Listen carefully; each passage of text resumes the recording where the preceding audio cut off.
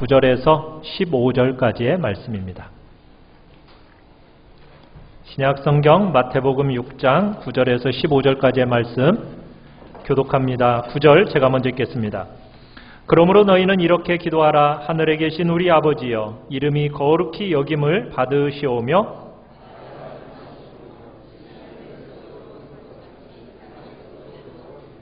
오늘 우리에게 일용할 양식을 주시옵고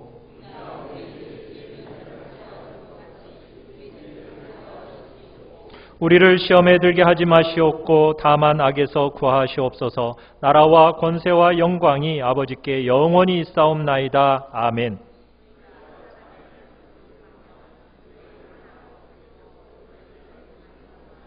같이 읽습니다.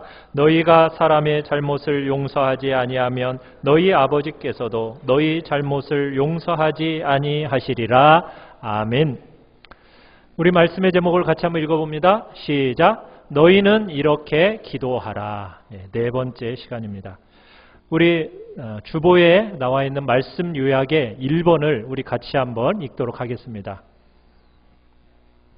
자, 말씀 요약의 1번입니다. 시작. 기도, 영혼의 생명과 건강을 위한 필수 요소.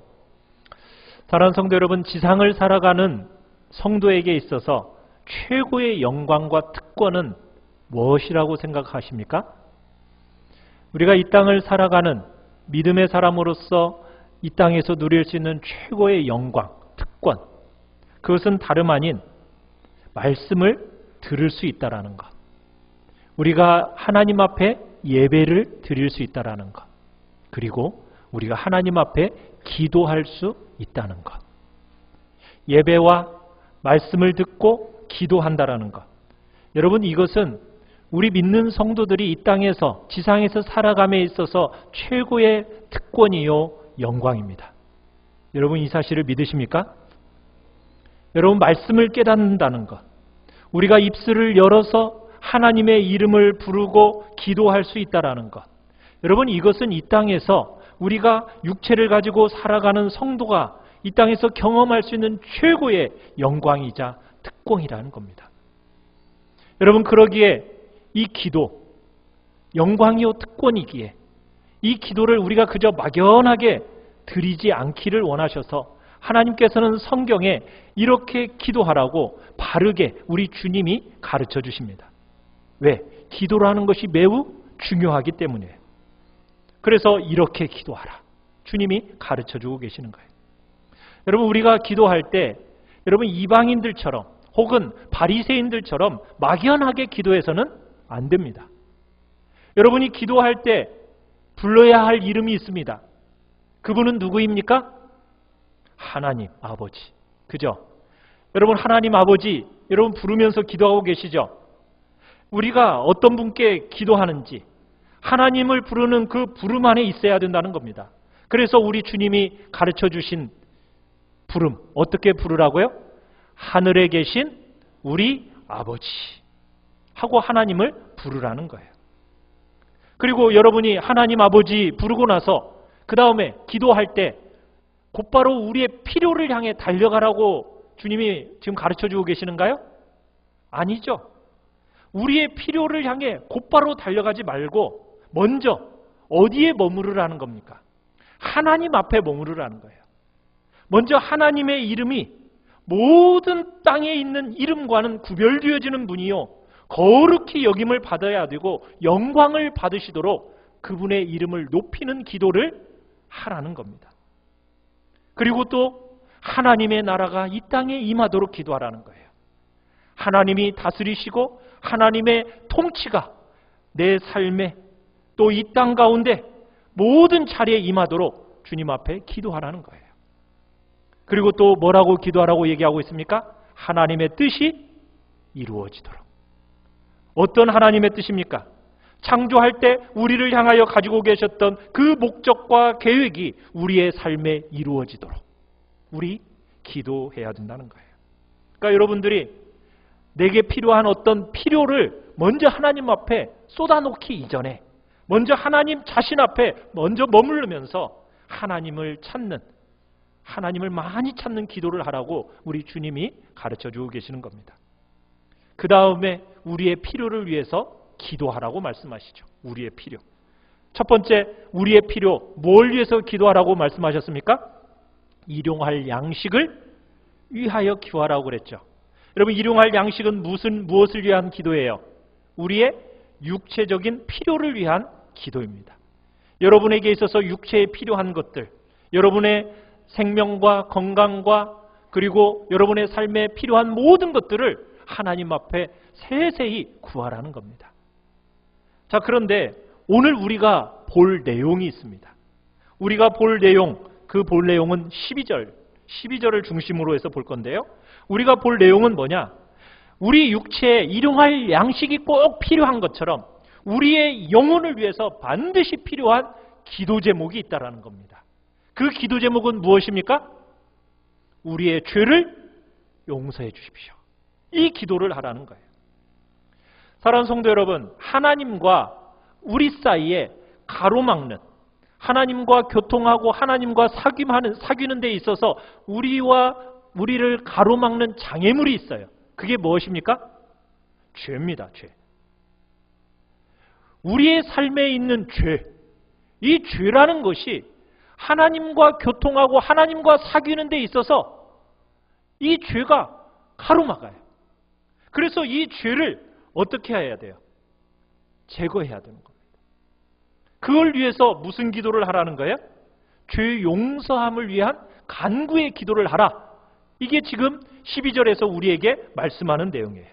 그런데 우리 죄를 용서해 주십시오, 이렇게만 하면은 될 것 같은데, 여러분 12절을 다시 한번 읽어볼까요? 12절 시작.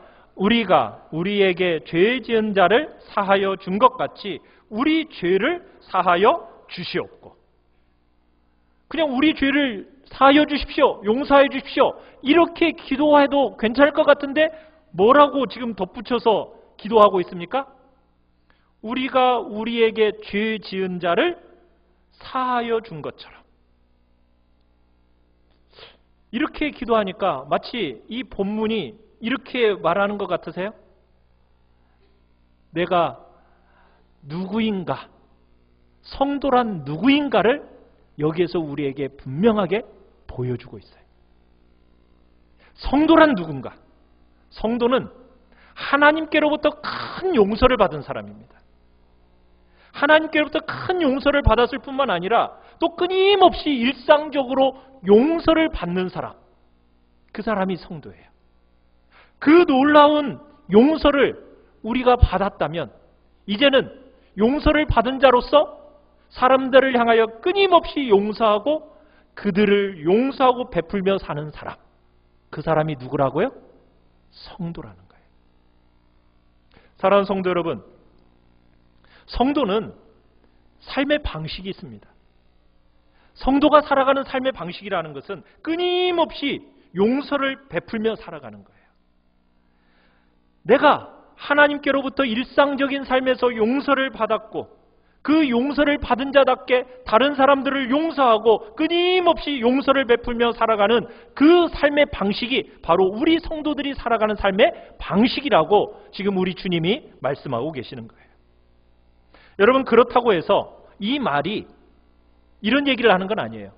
우리가 죄 지은 자를 용서해 주기 때문에 주님이 우리를 용서해 주신다. 여러분, 이 말이 맞는 말이니까 틀린 말입니까?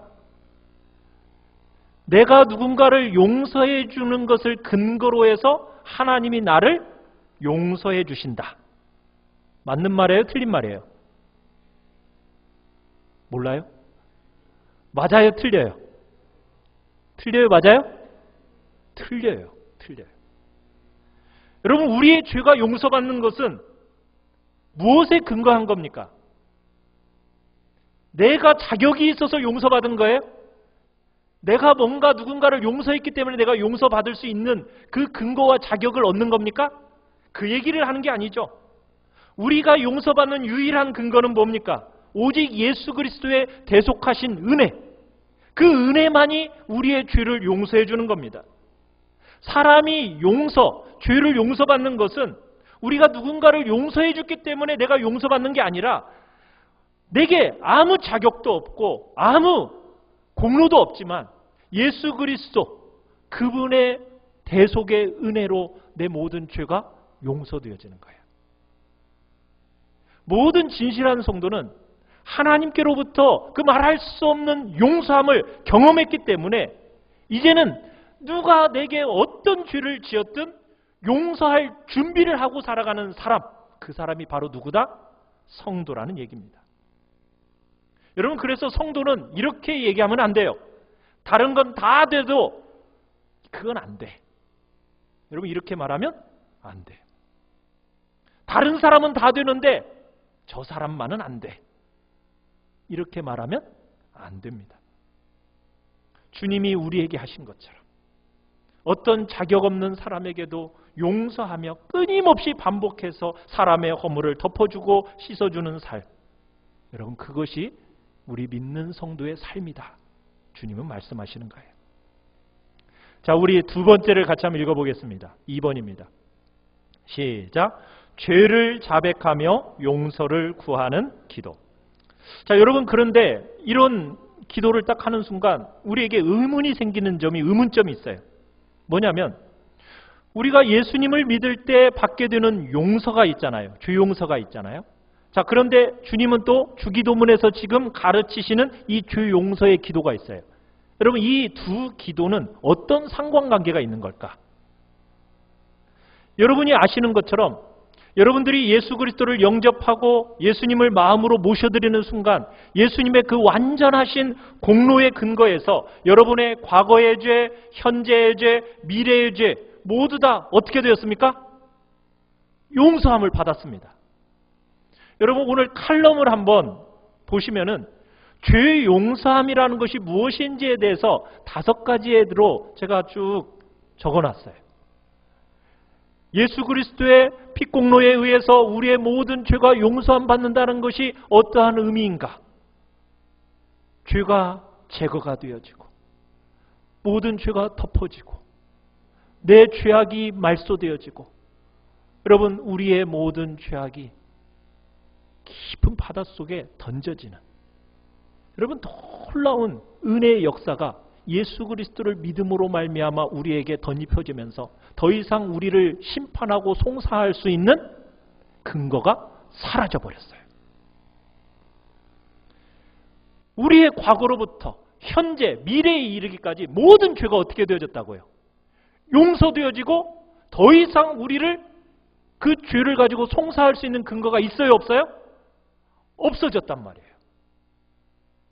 완전한 하나님의 자녀의 신분 속으로 우리가 예수 그리스도를 믿는 순간 들어가게 되었어요. 그런데 우리가 완전한 구속의 은혜를 입어서 죄가 없어졌는데 이것을 이유로 해가지고 뭐라고 얘기하냐면 어떤 사람들이 이런 걸 주장하는 사람이 있었어요. 더 이상 이제 죄를 회개할 필요가 없어. 이렇게 주장하는 사람들이 생겨났어요. 여러분, 더 이상 죄를 회개할 필요가 없다. 여러분, 이 말이 맞는 말입니까? 틀린 말입니까? 그건 잘못된 가르침입니다. 왜곡된 가르침이에요. 그건 진리로부터 어긋난 이야기입니다. 그런데 오늘 한국교회에 그런 가르침을 가르치는 사람들이 일어나서 우리 성도들을 미혹해요. 어렵게 만드는 일들이 종종 있습니다. 여러분, 그런 교훈 맞아요? 틀려요? 틀린 겁니다.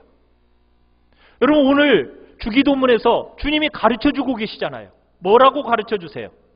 우리의 죄를 용서해달라는 기도를 하라고 지금 가르쳐주고 계신다고요. 여러분, 지금 이 기도를 배우고 있는 대상이 지금 누굽니까? 지금 불신자에게 지금 이 주기도문을 가르치고 있습니까? 예수님을 지금 잘 따르고 있는 제자들에게 가르치고 있습니까? 그죠? 제자들에게 가르치고 있어요. 제자들에게 가르치신 기도예요. 불신자에게 가르친 기도가 아닙니다. 예수님을 믿는 성도들은 하나님을 향해서 우리의 죄를 용서해 주실 것을 기도해라. 지금 주님이 가르쳐주고 계신다고요. 여러분, 그렇기 때문에 성도는 죄를 회개할 필요가 없다. 여러분, 그렇게 말하는 사람이 있다면 그 말하는 사람은 틀린 거예요.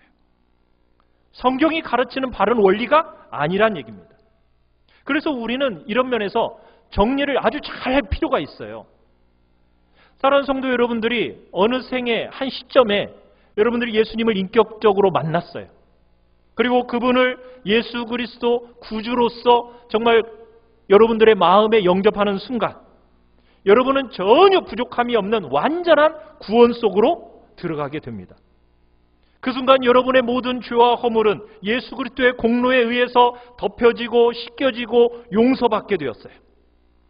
모든 진실한 성도를 주님을 믿는 그 순간에 완전한 자녀로 태어나게 되었습니다. 이제는 더할 것이 없습니다. 완전한 구원의 신분 안으로 들어가게 되었어요.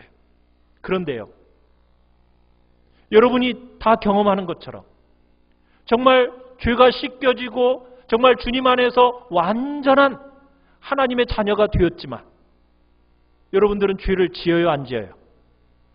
여전히 경험적으로 죄를 짓는 거 여러분 다 아시죠? 내 속에 여전히 죄가 있다라는 거 여러분 다 인정하시지요? 여전히 죄의 경험이 남아있어요. 분명히 우리의 미래의 죄까지 이미 용서하면 다 받았습니다. 그러나 우리가 성도가 된 이후에도 여전히 죄가 남아서 우리로 하여금 죄의 경험을 하게 한다는 거예요. 계속 죄를 짓게 만들고 때때로 넘어지게 만드는 그런 일들이 있다라는 거예요.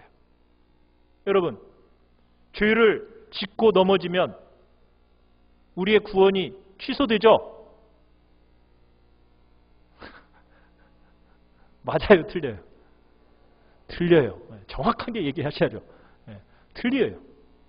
여러분, 우리가 죄를 짓고 넘어지면 구원이 취소가 안 됩니다.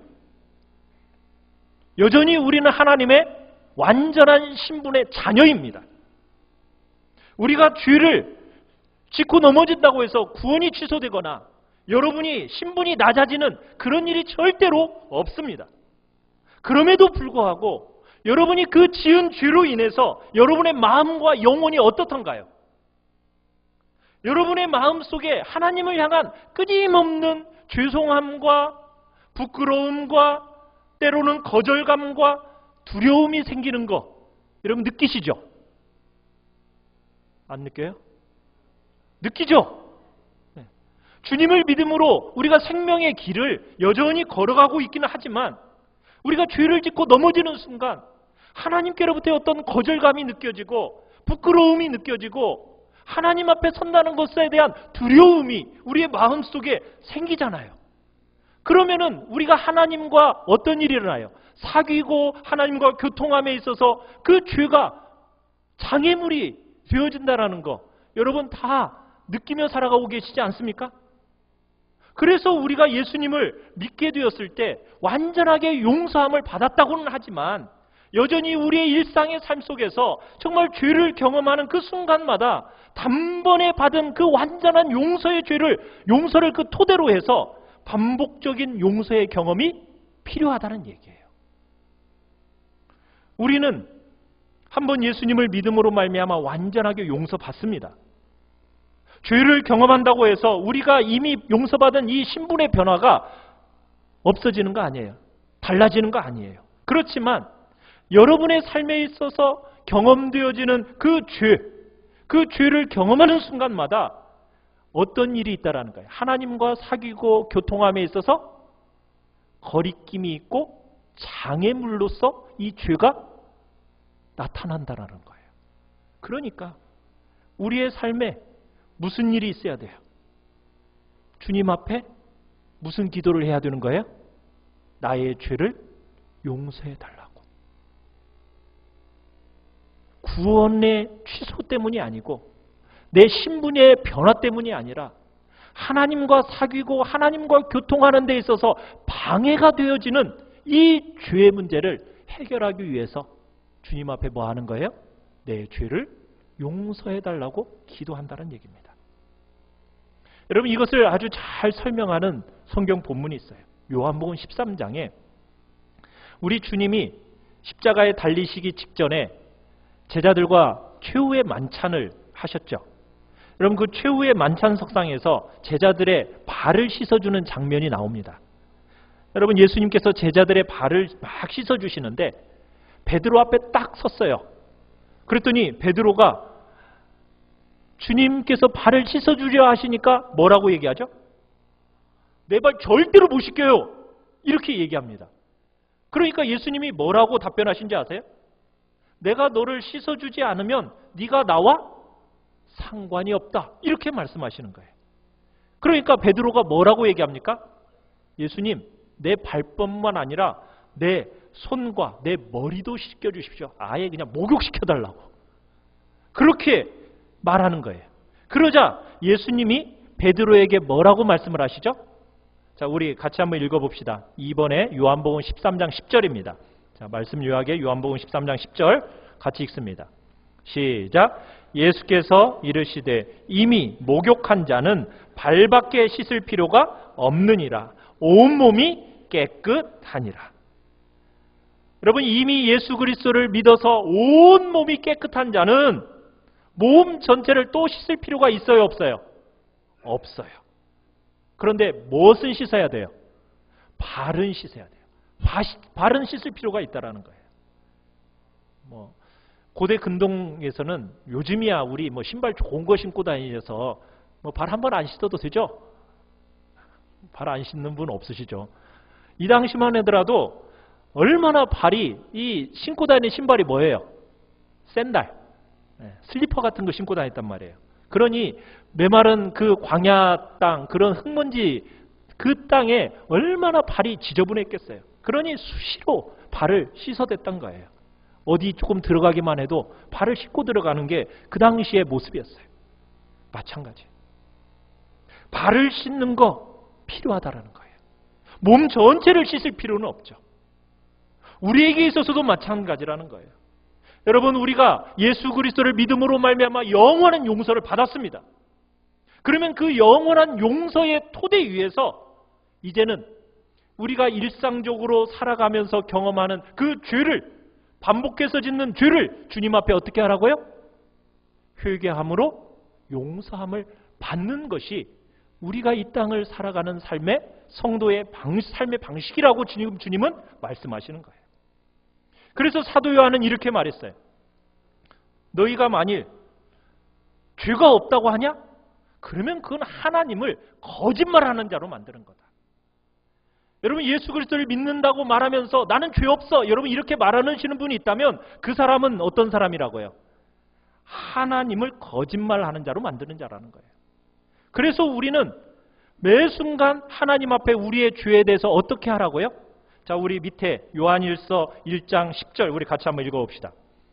시작. 만일 우리가 우리 죄를 자백하면 그는 미쁘시고 의로우사 우리 죄를 사하시며 우리를 모든 불의에서 깨끗하게 하실 것이요. 여러분, 영원하고 완전한 그 용서의 토대로 성도의 삶 가운데 경험적인 용서가 끊임없이 반복되어져야 됨을 말씀하고 있는 겁니다. 저도 과거에 신학적으로 이게 정리가 잘 안 되어가지고 회개 안 해도 돼? 하면 그래 진짜 회개 안 해도 되나? 그래서 한참 안 했어요. 근데 그게 아니에요. 성경을 연구하고 여러분 신앙의 경험이 더해가니까 그 속에서 우리는 놀라운 섭리를 보게 돼요. 뭘 보게 되느냐? 자, 우리 3번을 같이 한번 읽어봅시다. 3번입니다. 시작. 일상의 용서를 통해 주님의 사랑을 깨닫고 전달한다. 여러분, 우리가 주님을 만나고 진리를 깨닫고 그분의 귀한 사랑을 알게 되어서 여러분들이 감격적으로 주님을 영접하셨었죠. 여러분, 그 귀한 깨달음, 첫사랑의 그 생생한 감동 여러분 있으세요? 있으시죠? 감동이 없으신 분들은 주님 앞에 감동을 달라고 기도하시고, 여러분 감동이 있어요.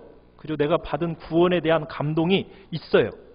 여러분, 그러면 그 한 번의 감동으로 끝나고 그 이후에는 더 이상의 그 감동이 없이 살아가는 것이 성도의 삶일까요? 아니죠.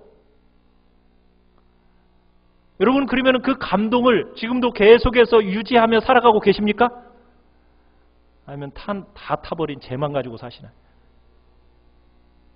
여러분, 우리 믿는 성도들은 한때 감정과 뜨거웠던 것으로 치부하고 지금은 그냥 의무적으로 정말 그렇게 살아가는 게 신앙생활이야. 혹시 그렇게 말하시는 분이 계신다면 여러분 그렇게 신앙생활하면 안 됩니다.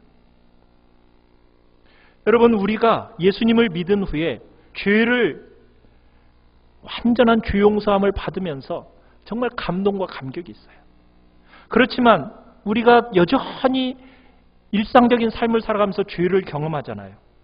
그때 우리가 또다시 한번 우리의 모든 죄와 허물을 주님 앞에 회개하고 자복하며 나아갈 때 우리의 모든 죄가 어떻게 되어져요? 용서가 되어지면서 우리의 모든 불의를 어떻게 해주신다고요? 완전히 깨끗게 해주시는 경험을 우리의 일상의 삶에서 다시 하게 하신다는 거예요. 여러분이 죄를 지을 때마다 그래요. 하나님 앞에 마음이 아파요. 면목이 없어요. 여러분 그렇지만 낙심하고 절망하기보다는 하나님의 그 귀한 사랑을 더 깊이 깨달을 수 있는 기회로 여러분 그 죄지음의 아픔의 그 상태를 가지고 그 경험으로 살아라는 그 기회로 삼으라는 거예요. 우리가 용서를 통해서 여러분 하나님의 귀한 사랑을 더 깊이 깨달아 알아가게 되는 겁니다. 우리가 그 하나님의 용서의 그 사랑을 통해서 정말 매일 구체적으로 실제적으로 여러분 그 사랑을 맛볼 수 있는 그 놀라운 일이 일어나는 시간, 그 시간이 뭐 하는 시간이에요? 내 죄를 회개하고 자복하면서 주님 앞에 나아가서 용서함을 받는 시간이라는 얘기입니다. 그러면은 우리가 처음 주님을 만났을 때 그 똑같은 감정과 감격이 우리 안에 나타나게 된다는 거예요.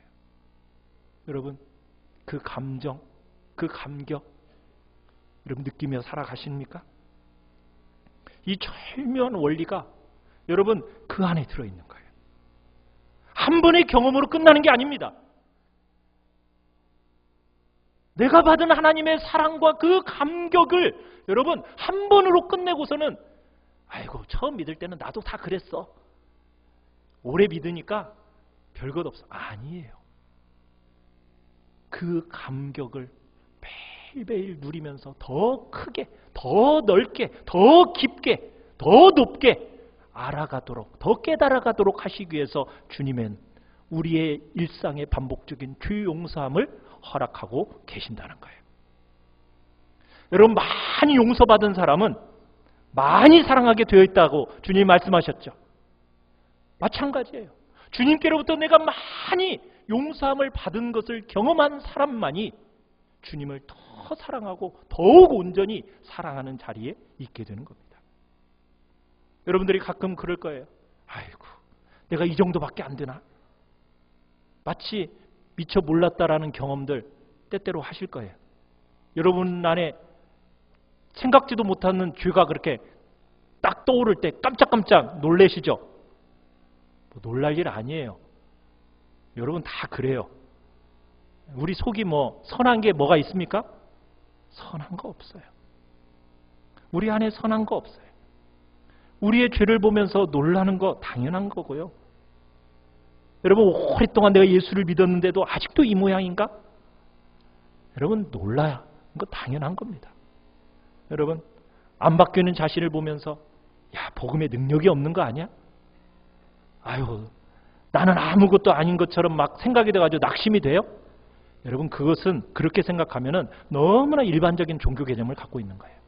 사랑하는 성도 여러분, 우리는요 정말 연약하고 허물 많은 존재들입니다. 우리는 완전한 죄 용서함을 받았지만 여전히 일상적인 삶 속에서 죄악에 대한 반복으로 넘어지고 쓰러지면서 주님으로부터 그 반복적인 용서의 경험을 해나가면서 우리가 뭘 깨닫기 시작하는 거예요? 나를 향한 주님의 사랑을 깨닫기 시작하는 거예요. 더 깊이 깨달아가는 거예요. 더 넓게 깨달아가는 거예요. 실질적이고 구체적으로 여러분 깨달아가는 자리예요. 그 놀라운 섭리의 영광이 그 속에 들어있는 거예요. 그래서 우리 주님은 한번 크게 용서하셨지만 여전히 우리에게 또 뭘 기도하라고 말씀하고 계신다고요? 우리의 죄를 용서해달라는 기도를 하라고 말씀하시는 거예요. 그 기도가 꼭 필요하다는 겁니다. 자, 그리고 주님이 용서를 하신 것처럼 여러분들은 이제 또 어떻게 해야 돼요? 나를 성가시게 만드는 사람 있죠? 나를 정말 어렵게 하는 사람 있죠? 그런 사람은 어떻게 하라고요? 용서하라고요. 나한테 해코지하는 사람 있어요? 거듭거듭 용서하는 사랑을 행하라고. 그게 성도라고 얘기하고 있어요.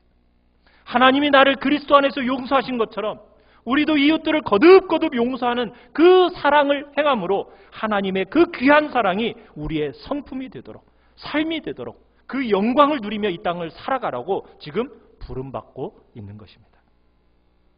여러분, 우리가 이 죄 용서함을 받고 우리가 누군가의 죄를 용서하는 것이 얼마나 중요한지 여러분, 오늘 본문 14절 15절에 보면은 그 내용이 한 번 더 반복되고 있어요. 우리가 주기도문이 6가지 기도 제목이라고 얘기했는데 다른 것은 반복이 안 되는데 이 용서라는 주제에 대해서는 반복해서 나와요. 얼마나 중요한지. 자, 다시 한번 우리 14절 15절 우리 같이 한번 읽어봅시다. 14절 15절입니다. 시작. 너희가 사람의 잘못을 용서하면 너희 하늘 아버지께서도 너희 잘못을 용서하시려니와 너희가 사람의 잘못을 용서하지 아니하면 너희 아버지께서도 너희 잘못을 용서하지 아니하시리라. 여러분, 이 본문에 대한 정말 비유를 하나님이 마태복음 18장에서 해주셨죠. 1만 달란트 빚진 자의 비유, 용서할 줄 모르는 악한 종의 비유, 그게 거기에 나오죠. 도저히 갚을 길이 없는 1만 달란트 엄청난 빚을 진 그 종이 탕감해달라고 요청하니까 주인이 어떻게 했어요? 탕감해 줬어요. 그런데 이 사람이 탕감받고 가다가 고작 100데나리온 빚진 자기 동료를 만났어요. 그 동료를 어떻게 합니까? 용서해주지 않고 어떻게 해요? 감옥에다가 가둬버리죠. 자, 그러자 그 왕이 주인이 다시 그 악한 종을 불러다가 말을 하죠. 뭐라고 얘기했습니까? 우리 같이 한번 읽어봅시다. 마태복음 18장 32절에서 33절 같이 한번 읽겠습니다. 시작. 악한 종아, 내가 빌기에 내가 네 빚을 전부 탕감하여 주었거늘 내가 너를 불쌍히 여김과 같이 너도 내 동료를 불쌍히 여김이 마땅하지 아니하냐?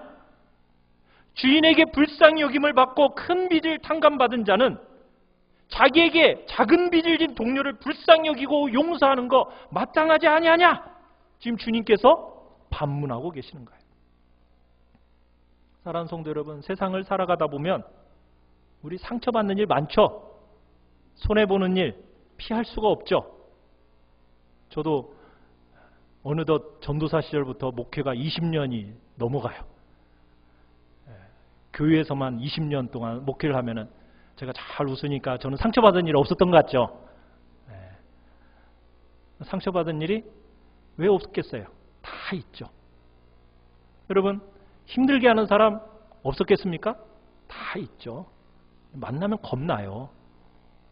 또 왔네. 이거 어떻게 감당하지? 자신이 없고 두려움이 생기는 거 당연한 거예요. 여러분, 반복적으로 당하면요, 여러분 강해지는 부분도 있지만은 약해지는 부분도 있어요. 그러나 우리가 상처받고 여러분 손해 입는 일, 이 피할 수 없는 세상을 살고 있는 거예요. 그런데 주님은 절대로 우리로 하여금 그 고통에 집착하지 말라는 거예요. 용서하지 않는 삶 사는 거 주님이 원치 않으십니다.